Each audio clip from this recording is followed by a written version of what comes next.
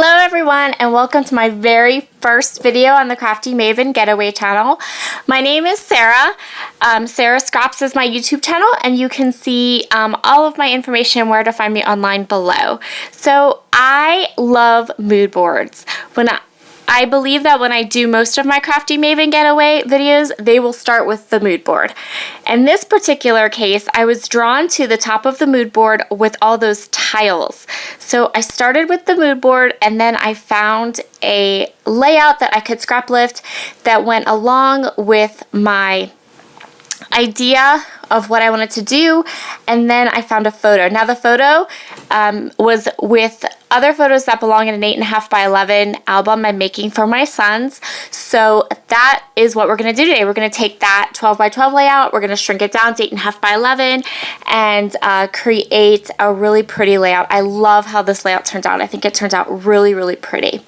So when I was going through my photos to find the photo I wanted to use on this layout, I found this old one from 2006 and we were wearing the perfect shades of blue and aqua and peach, perfect for the mood board.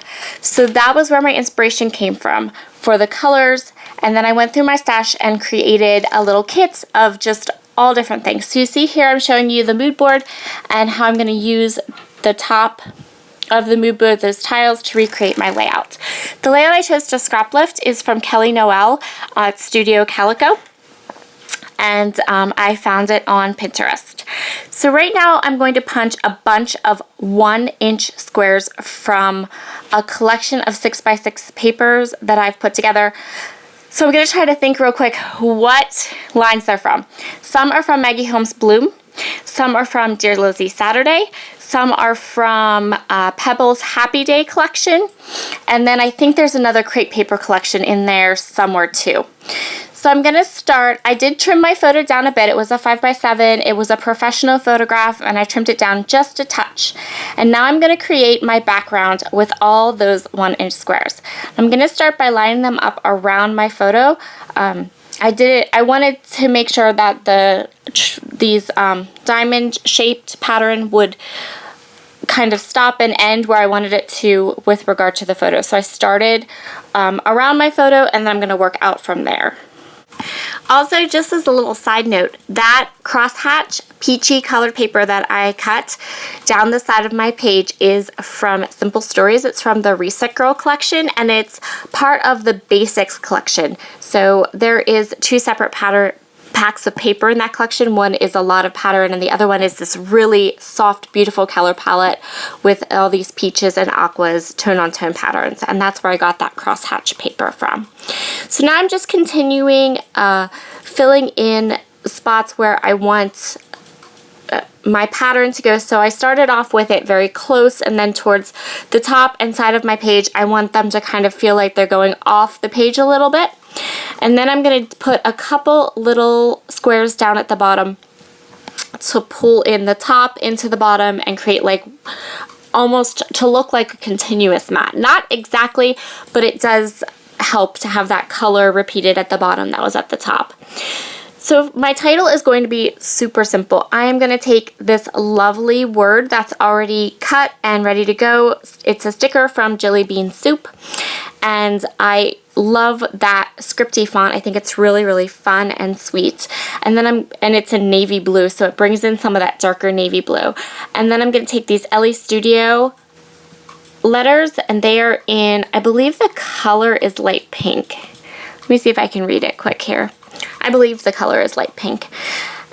And now I'm going to take this. This is a 6x6 paper pad from the Saturday collection by Dear Lizzie, and I'm just going to fussy cut out that one little banner piece, the lighter aqua colored one, and then I'm going to use those mini little letter stickers from Teresa Collins to put the date onto that tab so my photo is dated. Now I'm going to go ahead and I'm going to embellish a little bit. So I embellished a little more than the original layout. The original layout just had some embellishments covering the diamond shapes, and I'm going to add a couple more clusters to that. So I did love on the layout I scrap lifted how there was tone-on-tone embellishments in the diamond pattern, and I wanted to recreate that. So I took these flare from Feed Your Craft that matched my colors that I chose exactly, and so I placed them color on color, so yellow on a yellow square, peach on a peach square, blue on a blue square, in among those diamond shapes. A lot of the other embellishments on this layout are from Pretty Little Studio. That little butterfly is from Pretty Little Studio. The deer is from Pretty Little Studio. And the cluster in the top right-hand corner, the copper tag and the frame are from Pretty Little Studio, and so is this flower die cut. But that little pop of green that's out here is from Dear Lizzie Saturday. So the next thing I'm going to do is I wanted to doodle a little on this page. So I'm going to draw some lines coming out of the butterfly, kind of like fly lines maybe. And I'm using my distressed marker in ground espresso so that it's not the harsh black, but it is a darker and you can definitely see them. As the last finishing touch to my layout, I'm just going to sprinkle some white matte enamel dots from the eyelet outlet around my layout. Thank you so much for watching my first video today. I'd love to hear any comments you might have, and a huge thank you to Hannah for creating this wonderful channel and letting me have the honor and privilege to be a part of it. I am looking forward to all of my upcoming videos, and I hope you are too. I have a wonderful, wonderful day, and I'll see you again. Bye!